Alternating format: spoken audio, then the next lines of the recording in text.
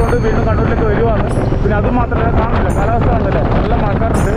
അപ്പോൾ ഞാൻ എന്തായാലും എനിക്ക് കുഞ്ഞിപ്പറവെല്ലാം പൂട്ടിയിട്ടിട്ടാണുള്ളത്. അപ്പോൾ തുറന്നു കഴിഞ്ഞാൽ അവിടുന്ന് എന്നെ വിളിച്ചു പറയുന്നു പറഞ്ഞു. പ്രിയ ഗുരുജനങ്ങളെ, നല്ല നമസ്കാരം. ഞാനിപ്പോൾ വയനാട്ടിലാണ് ഉള്ളത്. വയനാട്ടിൽ നിന്ന് കണ്ണൂരിലേക്ക് വരുവാണ്. ഞാൻ 2 ക്ഷേത്രം ചിത്രീകരിക്കാനായിട്ടാണ് വരുന്നത്. ഒന്ന് അക്കിളിത്തമ്പലത്തിലേക്ക് പോകാൻ പറ്റുമെന്ന് എനിക്കറിയില്ല. പക്ഷേ എന്ന് വെച്ച് കഴിഞ്ഞാൽ മറ്റൊരു ക്ഷേത്രത്തിൽ കൂടി പോകേണ്ട അത്യാവശ്യമുണ്ട്. ഇപ്പം പറ്റുവാണെങ്കിൽ ഇപ്പം ഒരുപാട് പേരുടെ അഭ്യർത്ഥന പ്രകാരം കമൻറ്റ് ചെയ്തിട്ടുണ്ടായിരുന്നു, മുളോളം ശിവക്ഷേത്രം കൂടി നിങ്ങൾ ചെയ്യണം, അവിടെ അന്നദാനശാല പണി നടന്നുകൊണ്ടിരിക്കുകയാണ്. അപ്പോൾ അത് നിങ്ങളൊന്ന് ചെയ്ത് കൊടുക്കണം, എന്നാലും നമുക്ക് നമ്മുടെ ദേശത്ത് അന്നദാനശാല പെട്ടെന്ന് ആകുമല്ലോ എന്ന് പറഞ്ഞു. അപ്പോൾ ഞാൻ കരുതി എന്തായാലും അതും കൂടി നമുക്ക് ചെയ്യാമെന്ന് കരുതിയിട്ടാണ് നമ്മളെ യാത്ര. അപ്പോൾ ഞാൻ അവിടത്തേക്ക് കണ്ണൂരിലേക്ക് വരുവാണ്. പിന്നെ അതുപോലെ തന്നെ ഹരേ രാമ ഹരേ കൃഷ്ണ എന്ന് പറഞ്ഞ് രഥോത്സവം, അവരുടെ രഥോത്സവം കണ്ണൂരിലുണ്ട്. അങ്ങനെ ഓരോ ജില്ലയിൽ ഓരോ ആൾക്കാരാണ് നടത്തുന്നത്. ഇപ്പം കണ്ണൂർ ജില്ലയിൽ ഉള്ള കാനത്തൂർ കാവിൽ നിന്ന് ശ്രീ സുന്ദരക്ഷേത്രം വരെയാണ് ഈ രഥോത്സവം ഉള്ളത്. അപ്പോൾ അതും ഒന്ന് ചിത്രീകരിക്കണം എന്നുള്ള ഇതിലാണ്. പറ്റുമോയെന്നറിയില്ല, മഴയുണ്ടെങ്കിൽ ചെയ്യാൻ പറ്റില്ല. എന്നാൽ യാത്രയ്ക്ക് ഇടയിൽ നമുക്ക് സംസാരിച്ചുകൊണ്ട് പോവാം. പിന്നെ എനിക്ക് നിങ്ങളോട് പറയാനുള്ളത്, നമ്മൾ ഓരോ ദിവസവും ഉപാസന ചെയ്യുന്ന സമയത്ത് നമുക്ക് ദേവി പറഞ്ഞു തരുന്ന കാര്യങ്ങളാണ് ഞാൻ നിങ്ങൾക്ക് കുറേ കാര്യങ്ങൾ പറഞ്ഞു തരുന്നത്. ഇത് വെറുതെ പറയുന്നതല്ല, നിങ്ങൾക്ക് ശ്രദ്ധിക്കാൻ വേണ്ടി പറയുന്നത് മാത്രമാണ്, അല്ലാതെ നിങ്ങളെ ഭയപ്പെടുത്താനോ അല്ലെങ്കിൽ മറ്റുള്ള ഒന്നും ഇതാവാൻ വേണ്ടി പറയുന്നതല്ല. കലിയുഗത്തിൽ അങ്ങനെയാണ്. എന്താ വെച്ച് കഴിഞ്ഞാൽ കലി അടക്കുന്നത് എങ്ങനെയാണെന്ന് വെച്ചാൽ നാമജപം കൊണ്ട് മാത്രമേ സാധ്യമാവൂ. അതാദ്യം മനസ്സിലാക്കണം. നിങ്ങൾ മാക്സിമം നാമജപങ്ങൾ നടത്തുക. അപ്പം ഈ ഹോമങ്ങളോ അല്ലെങ്കിൽ മറ്റുള്ള അർച്ചനകളോ അല്ലെങ്കിൽ ഇതുകൊണ്ടൊന്നും അത് തീരില്ല. അപ്പം തീർക്കണ്ടെങ്കിൽ നിങ്ങൾക്ക് നാമജപം കൊണ്ട് മാത്രമേ സാധ്യമാകൂ. അപ്പം നമുക്കറിയുന്ന കാര്യങ്ങളാണ് ഞാൻ നിങ്ങൾക്ക് പറഞ്ഞു തരുന്നത്. കലിയുഗത്തിൽ ഏറ്റവും കൂടുതൽ ശക്തി നാമജപം കൊണ്ട് മാത്രമാണ്. കാരണം ഓരോ അനർത്ഥങ്ങൾ, അതായത് ഓരോ അപകടങ്ങൾ നമുക്ക് നേരെ വിവിധ രൂപങ്ങളിൽ നമ്മളെ ഉടലെടുത്ത് നമ്മുടെ അടുത്തേക്ക് വരും. അത് എങ്ങനെയാണെന്ന് വെച്ച് കഴിഞ്ഞാൽ പല മാറാവ്യാധികളാണ് ഇനി അങ്ങോട്ടേക്ക് നമ്മളെ കാത്തിരിക്കുന്നത്. അതും നമ്മൾ പുതിയ പേരിട്ട് വിളിക്കേണ്ട അവസ്ഥയിലേക്കുള്ള മാറാവ്യാധികളാണ് വരാൻ പോകുന്നത്. അപ്പം നിങ്ങളെ വീടും ചുറ്റുവട്ടവും ഒക്കെ നല്ല ശുദ്ധീകരിച്ച് വെക്കുക. ഇനി വെള്ളം എവിടെയും കെട്ടി നിൽക്കുന്നുണ്ടെങ്കിൽ അതൊക്കെ നിങ്ങൾ എന്താക്കുക, അത് തുറന്നു കളയോ അല്ലെങ്കിൽ അത് മണ്ണിട്ട് നികത്തിയിട്ട് അത് ഇനി വെള്ളം കെട്ടി നിൽക്കാതെ വിധത്തിൽ ആക്കാൻ പറ്റുമെങ്കിൽ അങ്ങനെ ചെയ്യുക. അല്ലെങ്കിൽ എന്താണെന്ന് വെച്ച് കഴിഞ്ഞാൽ നമുക്ക് പല മാറാവ്യാധികളും പുതിയ പേരിട്ട് വിളിച്ച് നമുക്ക് അതിനെ സ്വീകരിക്കേണ്ടതായി വരും. അതാണ് ഞാൻ പറയുന്നത്. അപ്പോൾ അതുകൊണ്ട് ഞാൻ നിങ്ങളെ കുടുംബം എൻ്റെ കുടുംബമായിട്ട് കാണുന്നതുകൊണ്ടാണ് ഞാനത് പറയുന്നത്. ഞാൻ നിങ്ങളെ സ്വന്തം കൂടപ്പുറപ്പിനെ പോലെ ആയതുകൊണ്ടാണ് പറയുന്നത്. അപ്പം നിങ്ങളത് മറ്റൊരർത്ഥത്തിൽ കാണുമൊന്നും വേണ്ട. പിന്നെ മറ്റുള്ള ആചാര്യന്മാർ പറയുന്ന രീതിയൊന്നും എനിക്കറിയില്ല. കാരണം എനിക്ക് എൻ്റെതായ രീതിയിൽ മാത്രമേ എനിക്ക് പറഞ്ഞുതരാൻ സാധിക്കുള്ളൂ. കാരണം എന്താ വെച്ചാൽ നമ്മൾ മറ്റുള്ള ഒരാളിൽ നിന്ന് പഠിച്ച് ചെയ്യുന്നതല്ല, ദേവിയിൽ നിന്ന് ഉണർന്ന് പറയുന്ന കാര്യങ്ങളാണ് നിങ്ങളോട്. പിന്നെ അതുപോലെ തന്നെ പല അപകടങ്ങൾ, ചെറിയ നിസ്സാര കാര്യത്തിന് പോലും തലക്കടിച്ച് കൊല്ലുക, അല്ലെങ്കിൽ വിഷം കൊടുത്ത് കൊല്ലുക, അല്ലെങ്കിൽ കുത്തിക്കൊല്ലുക, അല്ലെങ്കിൽ വാഹനം കൊണ്ട് അടിച്ചു കൊല്ലുക, ഇനിയുള്ള കലിയുഗത്തിൽ വരാൻ പോകുന്ന കാര്യങ്ങളെ പറ്റിയാണ് പറയുന്നത്.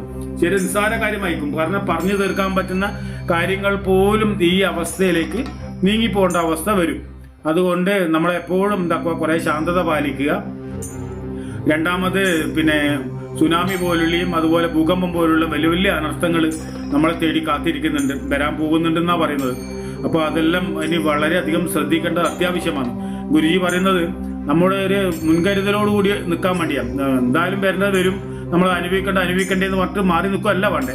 അതിനെ പ്രതിരോധിക്കാനുള്ള ശക്തി, നമ്മളിപ്പോൾ ഒരു കൊറോണ വന്നപ്പോൾ നമ്മൾ അതിനെ പ്രതിരോധിച്ചില്ലേ, അപ്പം അതുപോലെ നമ്മൾ അതിനെ പ്രതിരോധിക്കാനുള്ള ശക്തി നമ്മൾ കണ്ടെത്തുക തന്നെ വേണം. അതുകൊണ്ടാണ് ഞാൻ പറഞ്ഞത്, നിസ്സാര കാര്യത്തിന് പോലും നമ്മൾ കുടുംബങ്ങൾ തമ്മാമിൽ അടിക്കുന്ന അവസ്ഥ വരിക.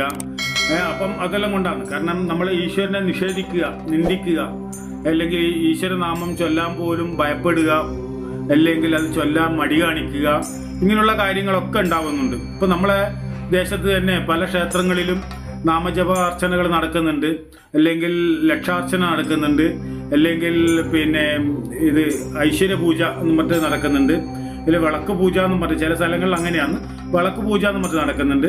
അപ്പോൾ അങ്ങനെയുള്ള കാര്യങ്ങളെല്ലാം പങ്കുചേരുക. അപ്പോൾ അങ്ങനെ വരുമ്പം നമുക്കുള്ള ഈ നെഗറ്റീവ് നമുക്ക് മാക്സിമം ഒഴിവാക്കാൻ പറ്റും. പല രോഗങ്ങളും ദുരിതങ്ങളും ദോഷങ്ങളെയും നമുക്ക് നീക്കാൻ സാധിക്കും. അപ്പോൾ അതുകൊണ്ടാണ് ഞാൻ പറയുന്നത്. കാരണം ഞാനിത് എൻ്റെ ലൈഫിലും മറ്റുള്ളവരുടെ ലൈഫിലും ഞാൻ അത് പിന്നെ ചെയ്തതിന് ശേഷം അവർക്കത് ഉപയോഗപ്പെട്ടു, എനിക്കും അത് ഉപയോഗപ്പെട്ടു എന്ന ശേഷം മാത്രമാണ് ഞാൻ നിങ്ങളോട് ഇങ്ങനെയുള്ള കാര്യങ്ങൾ നിങ്ങളെ മൂർധാവിൽ ഞാൻ പറയുന്നത്. കാരണം നേരിട്ട് പറയാൻ പറ്റില്ലല്ലോ ഞങ്ങൾക്കൊക്കെ. അപ്പോൾ അതുകൊണ്ട് ഇങ്ങനെയുള്ള കാര്യങ്ങൾ പറയാം. അപ്പോൾ ചോദിക്കും, ഇയാൾക്ക് വേറെ പണിയൊന്നുമില്ലെന്ന് വിചാരിക്കുന്നവരുണ്ടാവാം. പക്ഷെ ഞാൻ പറഞ്ഞല്ലോ, നമ്മളെ കുടുംബത്തിൽ ഒരു വിഷമം വരുമ്പം അത് എനിക്ക് വിഷമം വരുന്ന പോലെ തന്നെയാണ്. അപ്പം അതുകൊണ്ടാണ് പറഞ്ഞത്, എൻ്റെ കൂടെ ഇപ്പം നിൽക്കുന്ന ഓരോ ഭക്തരും, ഓരോ വിശ്വാസികളും, അല്ലെങ്കിൽ ഓരോ വിശ്വാസം അല്ലാത്തവരായാലും എൻ്റെ കൂടെ ഇതാ എൻ്റെ യാത്രയിൽ പങ്കുചേരുന്നവർ സുരക്ഷിതമായി ഇരിക്കണം എന്നുള്ള ഒറ്റ ആഗ്രഹം കൊണ്ട് മാത്രമാണ്. ഇതിൽ മറ്റൊരു ലാഭമോ കാര്യങ്ങളൊന്നുമില്ല. ചിലവർ പറയും, ഓനെന്താ നല്ല പൈസയില്ല. ഞാൻ ഓരോ ദിവസം എങ്ങനെയാണ് കഴിച്ചു കൂട്ടുന്നത് എനിക്ക് മാത്രമേ അറിയൂ. അപ്പോൾ അതുകൊണ്ട് യാത്രക്കാരെയായാലും നിങ്ങൾക്ക് ഇന്നത്തെ കാലത്ത് എണ്ണക്കെല്ലാം വലിയ പൈസയാണ്. പിന്നെ റൂം വാടക, ചെലവ്. കാരണം മറ്റുള്ള ക്ഷേത്രങ്ങളിൽ ചിലപ്പോൾ നമുക്ക് അതിനുള്ള സൗകര്യം ലഭിച്ചെന്ന് വരില്ല. നോർത്ത് ഇന്ത്യയിലൊക്കെ പിന്നെ അതിനുള്ള സൗകര്യം കാര്യങ്ങളൊക്കെ ചെയ്തു തരും. നമ്മളെപ്പോലുള്ള ആൾക്കാരെ കണ്ടു കഴിഞ്ഞാൽ അവർ ചെയ്തു. നമ്മളെ ഈയിടെ കേരളത്തിൽ നമ്മളെപ്പോലെയുള്ള ആൾക്കാരെ കാണുമ്പോൾ ആദ്യം ജനങ്ങളൊന്ന് ഭയപ്പെടും, അല്ലെങ്കിൽ ഒന്ന് പരിഹസിക്കും, അല്ലെങ്കിൽ ഒന്ന് പുച്ഛിക്കും. പിന്നെ നമ്മളെ വേഷത്തിന് അങ്ങനെയെങ്കിൽ ഹിമാലയത്തിലൊക്കെ വന്നു കഴിഞ്ഞാൽ സന്യാസിമാരെ കണ്ട ഇവരെ ചിരിച്ചു കുടൽ മുറുങ്ങി പോകുമല്ലോ. പിന്നെ ഞാനെന്താ പറയണ്ടേ? അപ്പോൾ അതുകൊണ്ടാണ് പറഞ്ഞത്, ഓരോ ആളെ ജീവിത രീതികളും ജീവിത ശൈലികളും ഉണ്ട്. നിങ്ങൾക്ക് നിങ്ങളതായ ഒരു ജീവിത രീതിയും ജീവിത ശൈലിയുമായിരിക്കാം. എൻ്റെതായ ജീവിത ശൈലിയും രീതിയും അങ്ങനെയാണ്. കാരണം ഒരു ദിവസം ഞാൻ ഡെയിലി വീഡിയോ ചെയ്യാൻ വേണ്ടി പോകണമെന്ന് ഞാൻ ഒത്തിരി കാര്യങ്ങൾ ഞാൻ വിചാരിച്ചതാണ്. ഒത്തിരി കാലങ്ങളായിട്ട് ഞാൻ വിചാരിച്ചതാണ് ഡെയിലി വീഡിയോ ചെയ്ത് കാണിച്ചു തരണം. എൻ്റെ ഒരു ദിവസം ഞാൻ എങ്ങനെയാണ് കടന്നു പോകുന്നത് എന്ന് കാണിച്ചു തരാൻ വേണ്ടിയിട്ട്. അപ്പോൾ അത് നിങ്ങൾക്ക് ചിലപ്പം കൂടുതലും ഗുണപ്രാപ്തിയാവാം. ചിലവർക്ക് അത് ഇഷ്ടപ്പെടാമെന്ന് വരില്ല, ചിലവർക്ക് അത് ഇഷ്ടപ്പെടും, ചിലവർക്ക് ഇഷ്ടപ്പെട്ടില്ല എന്ന് വരും, ചിലവർക്ക് ഇഷ്ടപ്പെട്ടെന്ന് വരും. അത് ഓരോ ഓരോ സ്വഭാവ രീതിയാണ്. അപ്പോൾ ഞാൻ ഇപ്പം ബ്രാഹ്മ മുഹൂർത്തം 3:15 ഞാൻ എണീച്ച് കഴിഞ്ഞ ശേഷം ഞാൻ കടക്കപ്പായിൽ ഇരുന്നിട്ടാണ് ആദ്യത്തെ എൻ്റെ ജപം. ആ ജപം കഴിഞ്ഞ ശേഷം ഞാൻ പുലർച്ചെ ആയതിനു ശേഷം ഞാൻ എന്താക്കും, എണീച്ച് കുളിച്ച് ഞാൻ ഒന്നെങ്കിൽ പാല് കാര്യങ്ങളൊക്കെ വാങ്ങാനും, അത് ചാർലിക്കും റോക്കിക്കും പാലും കാര്യങ്ങളൊക്കെ വാങ്ങാനും അല്ല ഞാൻ ചിലപ്പം പോകും. അല്ലെങ്കിൽ ദേവിക്ക് പഴം നൈവേദ്യം വെക്കാൻ വേണ്ടി പഴം വാങ്ങാനും അങ്ങനെ കഴിഞ്ഞ് ഞാൻ പോകും. പോയി ഞാനൊരു ചായയും കുടിച്ച് വന്നതിന് ശേഷം കുളിച്ച് വീണ്ടും ഞാൻ എന്ത് ചെയ്യും, നാമജപം ചെയ്യും. അല്ലെങ്കിൽ പിന്നെ അത് പറ്റിയിട്ടില്ലെങ്കിൽ ഞാൻ എന്ത് ചെയ്യും, യാത്രക്കിടയിൽ ഏതെങ്കിലും ക്ഷേത്രത്തിൽ ഇരുന്നു കൊണ്ട് ഞാൻ അത് ചെയ്തിട്ടാണ് ഞാൻ എൻ്റെ നിത്യ ദിനം ഞാൻ കടന്നു പോകുന്നത്. അതിനുശേഷം ഞാൻ ഫുഡ് കഴിച്ച് രാവിലെ ചോദിക്കും, രാവിലെ നിങ്ങൾ കഴിച്ചില്ലേ? രാവിലെ ഞാൻ ഒരു കാലിച്ചായ എന്തെങ്കിലും ചെറിയ ലഘു കടിയാണെന്നൊക്കെ കഴിക്കും. അതിനുശേഷം ഞാൻ എന്താക്കും, ഉച്ചക്ക് ആക്കുമ്പോഴേക്കും ഒരു ചോറ് നമുക്ക് തയ്യാറാവും. അപ്പോൾ ആ ചോറ് ചില സമയം യാത്രക്കിടയിലാണെങ്കിൽ ചിലപ്പോൾ സാധിച്ചെന്ന് വരില്ല, നിങ്ങൾ പലപ്പോഴും കണ്ടിട്ടുണ്ടാവും. അപ്പം അത് കഴിഞ്ഞ ശേഷം സന്ധ്യാവന്ദനം, സന്ധ്യക്ക് നാമജപം ചെയ്തതിന് ശേഷം വീണ്ടും ഞാൻ യാത്ര തുടരും. ചില സ്ഥലത്ത് എനിക്ക് പറ്റിയില്ലെങ്കിൽ ഏതെങ്കിലും ക്ഷേത്രത്തിലെങ്കിലും ഞാനത് കയറി നിന്ന് ചെയ്തിട്ടാണ് നിത്യം ഞാൻ പോവാറ്. അത് നിങ്ങൾക്ക് കാണിച്ചു തരാവുണ്ട്, നിങ്ങൾക്ക് അത് തിരിയാത്തത്. അപ്പോൾ ആ ഒരു ഡെയിലി വീഡിയോ വരുമ്പോൾ നിങ്ങൾക്ക് അത് മനസ്സിലാവും ഞാൻ എന്താണ് ഒരു ദിവസം എൻ്റെ ജീവിത ശൈലിയും ജീവിത രീതിയും എന്തുകൊണ്ടാണ്. കാരണം പറയുന്നത് എന്താ അറിയാം, ഇനി വരും കാലഘട്ടങ്ങളിൽ പുരുഷന്മാരായാലും സ്ത്രീകളായാലും അവർക്ക് 10-20 വയസ്സാവുമ്പോഴേക്കും അവർ വാർദ്ധക്യകാലം ത്തുള്ള പോലുള്ള ആ രൂപമായി മാറും. മുടിയൊക്കെ നരച്ച് മുഖമൊക്കെ ചുളിഞ്ഞ് വല്ലാത്തൊരവസ്ഥയിലേക്ക് പോകുന്ന രീതിയിലേക്ക് എത്തിച്ചേരും. അപ്പം അതുകൊണ്ടാണ് അതങ്ങനെ പറയുന്നത്. രണ്ടാമത് ഭക്ഷണ രീതി. നമ്മളിപ്പം കഴിക്കുന്ന ഓരോ ഭക്ഷണങ്ങളും കെമിക്കൽ ചേർത്തിട്ടുള്ളിയാണ്. ഉപ്പ് തൊട്ട് കൽപ്പൂരം വരെ കെമിക്കൽ ഉള്ളിയാണ്. അപ്പോൾ നമ്മൾ കൃത്യമായി ശ്രദ്ധിച്ച് കഴിച്ചില്ലെങ്കിൽ എന്താ കുഴപ്പമെന്ന് വെച്ച് കഴിഞ്ഞാൽ ക്യാൻസർ പോലുള്ള മാറാവ്യാധികൾ നമ്മളെ പിന്തുടരും. പിന്നെ അത് നമ്മളെ ജീവഹാനിക്ക് പോലും ഇടയുണ്ടാക്കും. അതുകൊണ്ടാണ് പറയുന്നത്. അപ്പം നിങ്ങളെന്താക്കാന്ന് വെച്ച് കഴിഞ്ഞാൽ നിങ്ങൾ നിത്യം കുളിച്ച് ശുദ്ധമാവുക. ശരീരം ആദ്യം ശുദ്ധമാക്കണം എപ്പോഴും. നോർത്ത് ഇന്ത്യയിലുള്ള സമയത്ത് നമുക്കിത് സാധ്യമല്ല. ഹിമാലയത്തിലുള്ള സമയത്ത് ഒരിക്കലും കുളിക്കാൻ കഴിയില്ല. നമ്മൾ പറയുന്ന കുളിക്കുന്നു. പക്ഷെ അതിന് ഞാൻ എന്ത് ചെയ്യുന്നത് വെച്ച് കഴിഞ്ഞാൽ ഏതെങ്കിലും ഹോട്ടൽ എടുത്തിട്ട് എനിക്ക് അലക്കാനും പിടിക്കാനൊക്കെ ഉണ്ടെങ്കിൽ അതൊക്കെ അലക്കി പിടിച്ച് തുണി, അത് അലക്കുവാന്ന് വെച്ചാൽ കണ്ണൂർ ഭാഷയായാലും പറഞ്ഞതെന്ന് മാത്രമേ ഉള്ളൂ. തുണി വാഷ് ചെയ്യുക. വാഷ് ചെയ്തതിന് ശേഷം ഞാനത് അവിടെ ഉണക്കി ഇടുന്ന സമയത്ത് അവിടുന്ന് നമ്മളെ നാമജപവും കാര്യങ്ങളൊക്കെ കഴിഞ്ഞ് പിന്നെ അവിടുന്ന് ആഹാരമൊക്കെ കഴിച്ചു. ലഘുവായിട്ടുള്ള ഭക്ഷണം. പണ്ടത്തെ കൂട്ടരെല്ലാം എത്ര വർഷം 120 വയസ്സ് വരെ ജീവിച്ച ആൾക്കാരല്ലേ. നമ്മളെല്ലാം കാലത്തിൻ്റെ ഇടയിൽ 120 വയസ്സ് വരെ നല്ല പയറ് പോലെ എണീച്ച് നടന്ന് ഓടിക്കളിക്കുന്ന അപ്പൂപ്പന്മാരെയും അമ്മൂമ്മമാരെയും ഒക്കെ നമ്മൾ കണ്ടിട്ടില്ലേ? എന്തുകൊണ്ടാണ് അറിയാത്?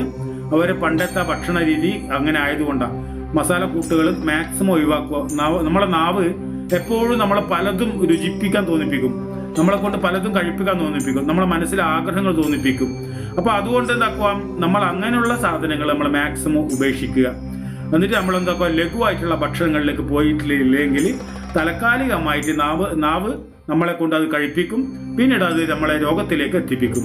അപ്പോൾ ഓരോ ദിനങ്ങൾ മനുഷ്യനെ ജീവൻ നിലനിർത്താൻ വേണ്ടി ഭക്ഷണം വേണം, അത് വേണ്ടെന്നല്ല. ഇപ്പം നമുക്ക് തരുന്ന മത്സ്യമായിക്കോട്ടെ മാംസമായിക്കോട്ടെ എന്തൊക്കെ മരുന്നുകൾ അതിൽ കയറ്റിയിട്ടാണ് നിങ്ങൾക്ക് തരുന്നറിയോ, മോശമാകാതിരിക്കാൻ വേണ്ടിയിട്ട്. അപ്പം മത്സ്യമൊക്കെ എന്ന് വെച്ച് കഴിഞ്ഞാൽ അത്രയും കെമിക്കലുകൾ, അത് നമ്മളെ നാട്ടിൽ നിന്ന് പിടിച്ചു കൊണ്ടുവരുന്ന മീനല്ല, പുറത്തുനിന്ന് കൊണ്ടുവരുന്ന മീനുകളാണ്. അതെന്ന് വെച്ച് കഴിഞ്ഞാൽ ഗൾഫ് രാജ്യത്ത് നിലവും ഈ ആൾ മരിച്ചു പോയി കഴിഞ്ഞാൽ അവർ ഈ ശവം കേടുവരാതിരിക്കാൻ വേണ്ടി ഉപയോഗിക്കുന്ന മരുന്നുകളുണ്ട്. പണ്ടൊക്കെ അമോണിയാണ് ഇടാറ്, ഇപ്പം അതല്ല, ഇപ്പം ഇതാണ് ചെയ്യാറ്. ഇത് മത്സ്യത്തിന് ഇടുന്ന അമോണിയ ആയത് പണ്ട്, പക്ഷേ ഇപ്പം അതല്ല. അമോണിയ പോലുള്ള സാധനങ്ങൾ എനിക്കറിയില്ല, അതിനെപ്പറ്റി വ്യക്തമായിട്ട് അറിയാത്ത കാര്യങ്ങൾ നമ്മൾ ഒരിക്കലും നിങ്ങളെ പറഞ്ഞ് ധരിപ്പിക്കരുതല്ലോ. പക്ഷെ ഇത് അറിയുന്ന കാര്യമാണ്. അതായത് എന്ന് വെച്ചാൽ പിന്നെ ശവത്തിന് ഉപയോഗിക്കുന്ന മരുന്നുകൾ ആണ് നമുക്ക് ഉപയോഗിച്ച് തരുന്നത്. അപ്പം ഇപ്പം പിടിച്ചു കൊണ്ടുവരുന്ന പോലെ ഉണ്ടാവും മീൻ കാണുമ്പോൾ. നല്ല പടക്കുന്ന മത്തി, പടക്കുന്ന അയില, ചാള, ഇങ്ങനെയുള്ള മീനുകളെല്ലാം നമ്മൾ കാണുമ്പോൾ ചെമ്മീനെല്ലാം കണ്ടാൽ എന്താ വണ്ണം. ഇപ്പോൾ മറ്റേ കരിങ്കല്ല് പോത്ത ചെമ്മീൻ ഇപ്പോൾ നല്ല നല്ല കുട്ടക്കണ്ടം പോലെ ഉണ്ടാവും ഓരോന്ന്. അപ്പോൾ അതുകൊണ്ട് നമ്മൾ അങ്ങനെയുള്ള സാധനങ്ങൾ കഴിക്കുമ്പോൾ ശ്രദ്ധിക്കുക. പിന്നെ ഓരോ മൃഗത്തിനെ എന്ന് വെച്ചാൽ ഇപ്പം പോത്തിനെ ആയിക്കോട്ടെ ആടിനെ ആയിക്കോട്ടെ ഇങ്ങനെയുള്ള മൃഗങ്ങളെ കൊന്നിട്ട് നമുക്ക് തരുമ്പോൾ നമ്മൾ കാണുന്നുണ്ടോ അതിനെങ്ങനെയാണ് കൊന്നിട്ടാണ് തരുന്നത്?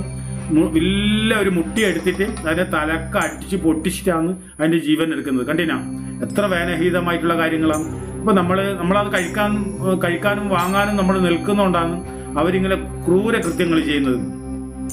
കാരണം നമ്മളെപ്പോലെ ഭൂമിയിൽ നമ്മളെക്കാൾ മുമ്പേ വന്ന ജീവികളാണ്, നമ്മളെക്കാൾ മുമ്പേ വന്നവരാണ്, നമ്മളെക്കാൾ കൂടുതൽ അവകാശമുള്ളവർ അവരൊക്കെ. പക്ഷെ അതൊക്കെ എന്ന് വെച്ചാൽ ഒരു നിസാരമായിട്ട് അവർ ആഹാരത്തിന് വേണ്ടിയിട്ട് അങ്ങനെ ചെയ്യാന്ന് വെച്ച് കഴിഞ്ഞാൽ അത് മഹാപാപം തന്നെയാണ് കലിയുഗത്തിൽ. അതുകൊണ്ട് തന്നെയാണ് ഓരോ നാശങ്ങളും ദുരിതങ്ങളും ദുഃഖങ്ങളും മനുഷ്യനെ തേടി എത്തുന്നത്.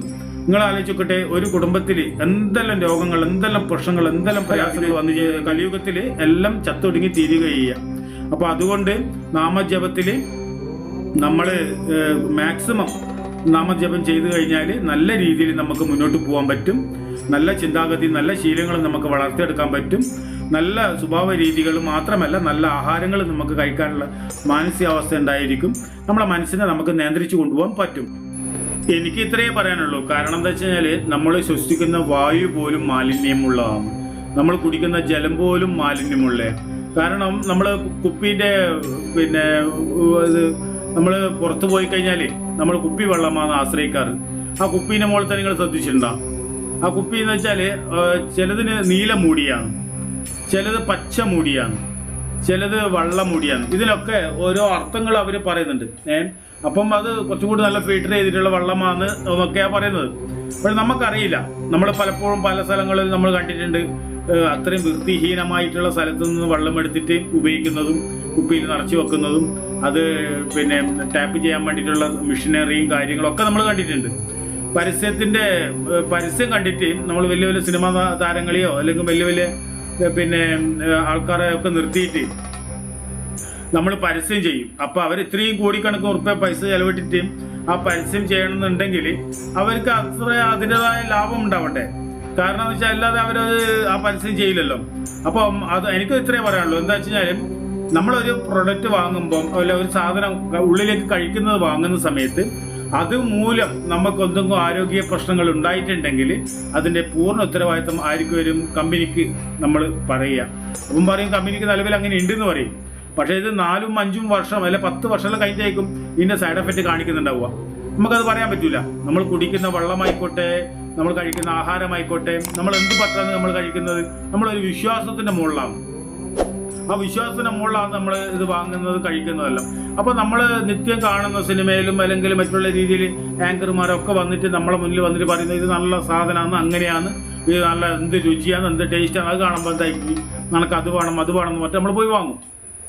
അപ്പോൾ നമ്മൾ ആ പ്രൊഡക്റ്റ് എന്താണ്, നല്ലതാണോ ദോഷമാണോ, അതിൻ്റെ സൈഡ് എഫക്റ്റ് എന്തെങ്കിലും ഉണ്ടോ ഇല്ലെന്നൊന്നും നമുക്കറിയില്ല. കാരണം ഇന്ന് പൈസ കൊടുത്താൽ വാങ്ങാൻ കിട്ടുന്നതും അംഗീകാരം കിട്ടുന്നതും ഒത്തിരി കാര്യങ്ങളുണ്ട്, നമ്മളറിയില്ലേ. ഇപ്പം ഫുഡിൻ്റെ നിങ്ങൾ ആലോചിക്കോളും, ഈ നാട്ടിലെന്താ ഫുഡ് ഇൻസ്പെക്ടർമാരും കാര്യങ്ങളും ആൾക്കാരല്ലേ, അതിൻ്റെ സംവിധാനമില്ലേ. എന്നിട്ടും ഇവിടെ ഇങ്ങനെയുള്ള അസുഖങ്ങളും കാര്യങ്ങളും എങ്ങനെ പിന്നെ വരുന്നത്?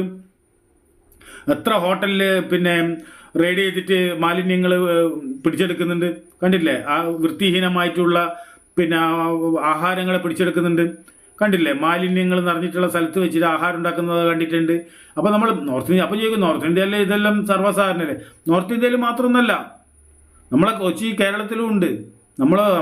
നമുക്ക് ചുറ്റുമുള്ള നമ്മൾ അതിൻ്റെ ഹോട്ടലിൻ്റെ അടുക്കളയിൽ പോയി നോക്കിക്കഴിഞ്ഞാൽ, അതിൽ കിച്ചണിൽ പോയി നോക്കിക്കഴിഞ്ഞാൽ നമുക്ക് മനസ്സിലാവും അവിടുത്തെ എത്രത്തോളം വൃത്തി ഉള്ള സാധനങ്ങളാണ് എങ്ങനെയാണെന്നൊക്കെ.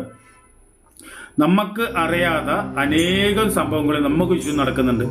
കാരണം നിങ്ങൾ ചിന്തിക്കേണ്ട ഒരു കാര്യം മാത്രമാണ്, ഓരോ ദിനം ഉണരുമ്പോഴും ഓരോ സൂര്യൻ ഉണരുമ്പോഴും നിങ്ങളെ എങ്ങനെ പറ്റിക്കാം എന്നുള്ള പുതിയ ഗവേഷണവും പുതിയ ചിന്താഗതികളും പുതിയ ഹൈടെക് ലെവലുള്ള ശീലങ്ങളുമാക്കി എടുത്തിട്ട് നിങ്ങളെ ഒരു വലിയൊരു മാറാ രോഗങ്ങളുടെയും മാറാ വ്യാധികളുടെ ഇടയിലേക്ക് ഈ സമൂഹത്തെ എത്തിക്കുന്ന ഒത്തിരി ആൾക്കാരുണ്ടെന്ന് നിങ്ങൾ അറിയണം. നിങ്ങൾക്ക് ചുറ്റും ഞാൻ ആരെയും കുറ്റപ്പെടുത്താനോ വിമർശിക്കാനോ ചെയ്യേണ്ടി പറയുന്നതല്ല. കാരണം അവർ ചിന്തിക്കുന്നില്ല നാളെ ഇവർ നമ്മളെ ഇടയിൽ ഇനിയും ഉണ്ടെങ്കിൽ മാത്രമേ നമുക്ക് ഈ സാധനങ്ങൾ ഇനി മുന്നോട്ട് കൊണ്ടുപോകാൻ പറ്റും.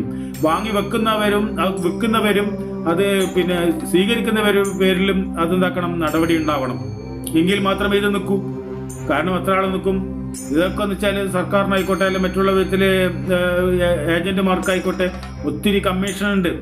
മരുന്ന് ഇന്നിപ്പോൾ മരുന്ന് ലോബികളാണ് ഇഷ്ടംപോലെ ഇറങ്ങുന്നത്, പല രൂപത്തിലെ മരുന്നുകൾ, പല രീതിയിലുള്ള മരുന്ന്, ആയുർവേദ ആയിക്കോട്ടെ, ഇംഗ്ലീഷ് ആയിക്കോട്ടെ, ഹോമിയോ ആയിക്കോട്ടെ, ഓരോ രീതിയിലും പല തട്ടിപ്പുകളും പല രീതികളിലും നമ്മളെ മാക്സിമം വിഷങ്ങൾ അടിച്ച് കയറ്റുക. നമുക്ക് ഈ തരുന്ന ആഹാരത്തിൽ വിഷം പോരായിട്ട് ഇവരുടെ ഭാഗം എക്സ്ട്രാ വേറെയും നമുക്ക് തരിക. അപ്പോൾ അതാണ് ഞാൻ പറഞ്ഞത്. അപ്പോൾ അതുകൊണ്ട് നമ്മളെപ്പോഴും വളരെയധികം ശ്രദ്ധിക്കണം. ഇനിയിപ്പോൾ ഇതാ ഇവിടുന്ന് അങ്ങോട്ടേക്ക് നല്ല കോട വരാനുണ്ട്. ആ കോട കാഴ്ചകൾ ഞാൻ കാണിച്ചു തരാം, ചിലപ്പോൾ അടുത്ത വീഡിയോയിലേക്ക് ഉണ്ടാവുക കിട്ടണം. അപ്പോൾ എല്ലാവരും അവരവരുടെ ആരോഗ്യം ശ്രദ്ധിക്കുക, നിങ്ങളുടെ കുടുംബത്തെ സുരക്ഷിതമായി കൊണ്ടുപോകുക. അതുപോലെ നിങ്ങൾ എന്തിനു പറയണം, നമ്മൾ ഉപയോഗിക്കുന്ന വസ്ത്രം പോലും നമുക്ക് ശരീരത്തിന് കേടുവരുന്ന രീതിയിലുള്ളതാണ് നമ്മൾ ഉപയോഗിക്കുന്നത്. നമ്മുടെ ശരീരം ഒരുപാട് ഡോട്ട് ചെറിയ ചെറിയ ഓൾസുകളുള്ളതാണ്. നമ്മൾ ഈ സിൽക്ക് കോട്ടണിൽ ഉപയോഗിക്കുമ്പോൾ എന്താവും, നമുക്ക് അത് നമ്മുടെ ശരീരത്തിന് ഉള്ളിലേക്ക് കയറില്ല, ഉള്ളിൽ നിന്ന് പുറത്തേക്ക് തള്ളുന്നുണ്ട്, അതും നമുക്ക് പോകില്ല. ഈ ഒരു വസ്ത്രം ധരിക്കുമ്പോൾ നമ്മുടെ ശരീരത്തിലെ വേർപ്പ് വലിച്ചെടുക്കില്ല. അതിന് കോട്ടൻ്റെ തുണികൾ ഉപയോഗിക്കുക, മല്ലിൻ്റെ തുണികൾ ഉപയോഗിക്കുക. അപ്പം അങ്ങനെ ഉപയോഗിക്കുമ്പോൾ എന്താവും, നമ്മുടെ ശരീരത്തിന് ഈ സ്കിന്ന് പ്രോബ്ലങ്ങൾ കുറേ ഒഴിഞ്ഞു പോകും. എന്നാൽ നല്ല നമസ്കാരം, ഞാൻ ഒത്തിരി സംസാരിച്ചു. നമുക്ക് അടുത്ത വീഡിയോയിൽ ബാക്കിയുള്ള കാര്യങ്ങളൊക്കെ സംസാരിക്കാം. നിങ്ങൾക്കും നിങ്ങളുടെ കുടുംബത്തിനും എല്ലാവിധ ഐശ്വര്യ അഭിവൃദ്ധി ഉണ്ടാവട്ടെ എന്ന് ഞാൻ ആത്മാർത്ഥമായി പ്രാർത്ഥിക്കുന്നു. ഞാൻ ഇവിടെ എവിടെ ഇറങ്ങുന്നില്ല കേട്ടോ. കാരണം എന്ന് വെച്ചാൽ ഇവിടെയൊക്കെ ഇറങ്ങിക്കഴിഞ്ഞാൽ അട്ടയുണ്ട്. അട്ടയില്ലാതെ കുറച്ച് സ്ഥലങ്ങൾ മാത്രമേ ഉള്ളൂ. ഒന്ന് എൻ്റെ സ്ഥലമുണ്ട് തിരുനെല്ലിയിൽ, അവിടെ അട്ടയില്ല, നമ്മളാ സ്ഥലത്ത് അട്ടയില്ല, നമ്മളെ സ്ഥലത്ത് മാത്രമാണ്. പിന്നെ അതുപോലെ ഇത് പുൽപ്പള്ളിയിൽ, വയനാട്ടിൽ അങ്ങനെ ഒത്തിരി സ്ഥലങ്ങൾ അട്ടയില്ലാത്ത സ്ഥലങ്ങളുണ്ട്. എന്നാലും ഞാൻ പറയുന്നത് മാത്രമാണ്. അപ്പോൾ ഒത്തിരി സ്നേഹത്തോടെ സ്നേഹപൂർവ്വം ആചാര്യൻ ശ്രീ അഘോരി ബാബാജി, നല്ല നമസ്കാരം. ഞാൻ ഒത്തിരി കാര്യങ്ങൾ സംസാരിച്ചു. അതിൽ നിങ്ങൾക്ക് നെഗറ്റീവായി തോന്നിപ്പോയോ അല്ലെങ്കിൽ ആരെങ്കിലും വേദനിപ്പിക്കുന്ന രീതിയിൽ പറഞ്ഞു പോയിട്ടുണ്ടെങ്കിൽ ദയവായി ക്ഷമിക്കുക. നിങ്ങളുടെ ആരോഗ്യവും നിങ്ങളുടെ കുടുംബവും സന്തോഷകരമായി നിൽക്കണം എന്നുള്ള ഒറ്റ ആഗ്രഹം കൊണ്ട് ഞാൻ പറഞ്ഞതാണ്. അല്ലാതെ എനിക്ക് ആരോടും വിരോധമോ വെറുപ്പോ വൈരാഗ്യം ഉള്ളതുകൊണ്ട് പറഞ്ഞതല്ല. നിങ്ങൾ അറിയാത്ത കാര്യങ്ങളല്ല ഞാൻ പറഞ്ഞത്. നിങ്ങൾക്ക് അറിയുന്ന പല കാര്യങ്ങളും നിങ്ങൾക്ക് അറിഞ്ഞുകൊണ്ടും നിങ്ങൾ വീണ്ടും ആ തെറ്റിലേക്ക് പോകുന്നതുകൊണ്ട് പറഞ്ഞു പോയി എന്ന് മാത്രമേ ഉള്ളൂ. അതിന് സർക്കാരെയോ അല്ലെങ്കിൽ മറ്റുള്ളവരെയോ പിന്നെ കുറ്റപ്പെടുത്തിയിട്ടൊന്നും കാര്യമില്ല. കാരണം ഒരു പ്രോഡക്റ്റ് ഇറങ്ങിക്കഴിഞ്ഞാൽ അയാൾക്ക് എങ്ങനെയെങ്കിലും വിറ്റ് ചിലവാക്കണമെന്നേ ഉള്ളൂ. അയാളെ കയ്യിൽ പൈസ വരണമെന്നേ ഉള്ളൂ. അയാളുടെ കുടുംബത്തിന് വേണ്ടിയാണ് അയാൾ ചിലവാക്കുന്നത്. പക്ഷേ അയാളുടെ കുടുംബത്തെയും ഇതുപോലെ മറ്റൊരു പ്രോഡക്റ്റ് പറ്റിക്കുന്ന ആൾ ചിന്തിക്കുന്നില്ല, ആ കമ്പനി വിചാരിക്കുന്നില്ല. കാരണം നമ്മളെ എങ്ങനെല്ലാം കെമിക്കലുകൾ അടിച്ച് നമ്മളെ ബോഡിയിലേക്ക് നിറയിപ്പിക്കാൻ പറ്റും. കാരണം എന്ന് വെച്ചാൽ മാക്സിമം സ്പിരിറ്റുള്ള സാധനങ്ങൾ നമ്മൾ അടിച്ചു കയറ്റുന്നില്ലേ. അത് മദ്യം പോലുള്ള സാധനങ്ങൾ, പുകയില ഉൽപ്പന്നങ്ങൾ എന്തെല്ലാം നമ്മൾ കഴിക്കുന്നുണ്ട്. അപ്പോൾ അങ്ങനെയുള്ള സാധനങ്ങൾ കഴിക്കുമ്പോൾ പുതിയ സാധനങ്ങൾ വരുമ്പോൾ നമ്മൾ പുതിയ ഉപയോഗിക്കും. അപ്പോൾ അതിന് കണക്കായ രോഗങ്ങളും നമ്മളെ തേടിയെത്തും. അതുകൊണ്ട് ആ രോഗങ്ങൾ തീർക്കാൻ കഴിയാതെ കടമെടുത്തിട്ട് നിങ്ങൾ കുടുംബം മുടിഞ്ഞ് എത്രയോ ആൾക്കാർ അവസാനം ഈ ചാനലുകളിലും മറ്റുള്ള വാട്സപ്പിലും അന്ന് കരഞ്ഞ് പറയേണ്ടി വരും, എനിക്ക് എൻ്റെ മോളെ രക്ഷിക്കണം, അല്ല എൻ്റെ മോനെ രക്ഷിക്കണേ, നമുക്കൊരാരുമില്ല, നമുക്കൊരു വഴിയില്ല, നമ്മളെ സഹായിക്കണേ. അപ്പോൾ നല്ല മനസ്സുള്ള ഒത്തിരി പേരുള്ളതുകൊണ്ട് നിങ്ങൾ ആ കുടുംബങ്ങൾ രക്ഷപ്പെട്ടു പോകുന്നത്. അപ്പോൾ എപ്പോഴും അത് നമുക്ക് കിട്ടണമെന്നില്ല ആ ആനുകൂല്യം. അപ്പോൾ അതുകൊണ്ട് നമ്മളെന്താ കിഡ്നി, കരള്, ഹാർട്ട്, പിന്നെ ഇങ്ങനെയുള്ള സാധനം, ചെറുകുടൽ, വൻകുടൽ, ഇങ്ങനെയുള്ള സാധനങ്ങൾ, പിന്നെ സ്കിന്ന്, ഇങ്ങനെയുള്ള പല അപായങ്ങൾ, പിന്നെ എല്ല് പൊടിഞ്ഞു പോവുക, ഇങ്ങനെയുള്ള പല നമുക്ക് ആരോഗ്യത്തിനും പ്രശ്നങ്ങൾ വന്നു ചേരും ഇങ്ങനെയുള്ള സാധനങ്ങൾ ഉപയോഗിക്കുമ്പോൾ. അപ്പം 1 വട്ടം 2 വട്ടം നല്ലവണ്ണം ആലോചിക്കുക, ഇത് വേണോ വേണ്ടേ. പഴയ പോലെ പണ്ടത്തെ പോലെ കപ്പയും കഞ്ഞിയും ഇങ്ങനെയുള്ള സാധനങ്ങൾ കഴിച്ചു കഴിഞ്ഞാൽ നമുക്ക് വിശപ്പെടാനല്ലേ. നമുക്ക് ഇന്നത്തെ കുട്ടികൾക്കൊന്നും അത് അറിയില്ല എന്നാ സാധനം എന്ന് പോലും. അങ്ങനെയുള്ള സാധനങ്ങൾ അന്നത്തെ കുട്ടികൾ കഴിച്ച് ജീവിച്ചിട്ടുണ്ട്. അവരൊക്കെ പൂർണ്ണ ആരോഗ്യവാന്മാരെ ജീവിച്ചിട്ടുണ്ട്. ഇതിപ്പോൾ എന്ന് വെച്ചാൽ 10, 80, 85 വയസ്സ് വരെ ജീവിക്കേണ്ട കൂട്ടർ ചെറിയ വയസ്സിൽ തന്നെ കുട്ടികൾ രോഗികളാണ്. നിങ്ങൾ നോക്കിയേ, കണ്ണിന് കാഴ്ച നഷ്ടപ്പെടുക, എന്തെല്ലാം രോഗങ്ങൾ പിടിപെടുന്നുണ്ട്. എനിക്കിത്രേ പറയാനുള്ളൂ, നിങ്ങളെ ശ്രദ്ധിച്ചാൽ നിങ്ങൾക്ക് ഇനിയും ഈ ഭൂമിയിൽ കുറച്ചു കാലം കൂടി ജീവിക്കാം. ഒത്തിരി സ്നേഹത്തോടെ സ്നേഹപൂർവ്വം ആചാര്യൻ ശ്രീ അഗോരി ബാബാജി, നല്ല നമസ്കാരം. നമുക്ക് യാത്രകൾ കണ്ടുകൊണ്ടേ ഇങ്ങനെ പോവാം. ഞാൻ പിന്നെ മുളവോളം ശിവക്ഷേത്രത്തിലേക്കാണ് എൻ്റെ യാത്ര. പറ്റുമാണെങ്കിൽ ഞാൻ അക്കിളിത്തമ്പലം എന്ന് പറഞ്ഞിട്ട് വൻകുളത്ത് വയലിൽ അങ്ങനെ ക്ഷേത്രമുണ്ട്, അവിടെയും നമുക്ക് പോകാം. അപ്പം കണ്ണൂരിൽ ഇപ്പം നിൽക്കുന്ന എന്തുകൊണ്ടാണെന്ന് വെച്ച് കഴിഞ്ഞാൽ വയനാട്ടിൽ നല്ല മഴയാണ്, മണ്ണിടിച്ചിലും കാര്യങ്ങളൊക്കെ ഉണ്ട്. അതുകൊണ്ട് യാത്ര ചെയ്യാൻ കുറച്ച് ബുദ്ധിമുട്ടാണ്. അതുകൊണ്ടാണ്, പിന്നെ അട്ടയൻ്റെ കൈലാസമാണ്, അതുകൊണ്ടാണ് എനിക്ക് പോകാൻ പറ്റാത്തതുകൊണ്ടാണ് ഞാനിപ്പം ഇവിടെ തൽക്കാലം ചിത്രീകരിക്കുന്നത്. പിന്നെ ഇവിടുന്ന് 2-3 സ്ഥലത്ത് എനിക്ക് ഷൂട്ട് ചെയ്യാനുണ്ട്. ഇപ്പോൾ കണ്ണൂരിലും എഡിറ്റ് ചെയ്യാനുള്ള സംവിധാനം ഉണ്ടായതുകൊണ്ട് കൂടുതൽ വയനാട്ടിൽ പോകേണ്ട ആവശ്യമില്ല. പക്ഷേ ഇനിയുള്ള ഷൂട്ടിങ്ങൾ വയനാട്ടിലാണ്. കണ്ണൂരിലെ ഷൂട്ടിംഗ് ഏകദേശം ഒത്തിരി ഞാൻ തീർത്ത് കഴിഞ്ഞു. ഇനി അങ്ങനെ കടന്ന് ഓരോ ജില്ലകൾ കടന്ന് ഓരോ സംസ്ഥാനം കടന്നു വേണം ഞാൻ കൈലാസത്തിലേക്ക് എത്താൻ വേണ്ടിയിട്ട്. നിങ്ങളെ സഹായ സഹകരണങ്ങൾ ഉണ്ടാവണം. എല്ലാവരും ലൈക്ക് ചെയ്യുക, ഷെയർ ചെയ്യുക, സബ്സ്ക്രൈബ് ചെയ്യുക, നല്ല കമൻസും അയക്കുക. എങ്കിൽ മാത്രമേ കൂടുതൽ ജനങ്ങളിലേക്ക്, കൂടുതൽ ഭക്തന്മാരിലേക്ക് ഈ മെസ്സേജ് എത്തിക്കാൻ നമുക്ക് സാധിക്കും. ഇതിൽ കുറച്ച് മെസ്സേജുകൾ പറയുന്നത് ഇഷ്ടമായിട്ടില്ലെങ്കിൽ ദയവായി ക്ഷമിക്കുക. കാരണം നിങ്ങൾക്ക് ഗുണത്തിന് വേണ്ടി നിങ്ങളുടെ ആരോഗ്യവും നിങ്ങളുടെ പിന്നെ സന്തോഷകരമായി ജീവിക്കുന്നത് കാണാൻ വേണ്ടി മാത്രം പറയുന്നതാണ്. വേറെ തെറ്റിദ്ധരിക്കുകയും ചെയ്യരുത്. എന്റെ കൊച്ചു അറിവ് വെച്ച് ഞാൻ പറയുന്നത് മാത്രമാണ്. എന്റെ ചെറിയൊരു ഗവേഷണം, അതായത് കുറച്ച് റിസർച്ച് കാരണം ഞാൻ മനസ്സിലാക്കിയ കാര്യങ്ങളാണ് നിങ്ങൾക്ക് പറഞ്ഞു തരുന്നത്. തെറ്റുണ്ടെങ്കിൽ ക്ഷമിക്കണം കേട്ടോ. മുമ്പിട്ട് അവിടെ എന്താണെന്നുള്ളത്, അവിടെ എന്തെല്ലാം ഉള്ളതെന്ന് നിങ്ങൾക്ക് മനസ്സ് കാണിച്ചു തരും.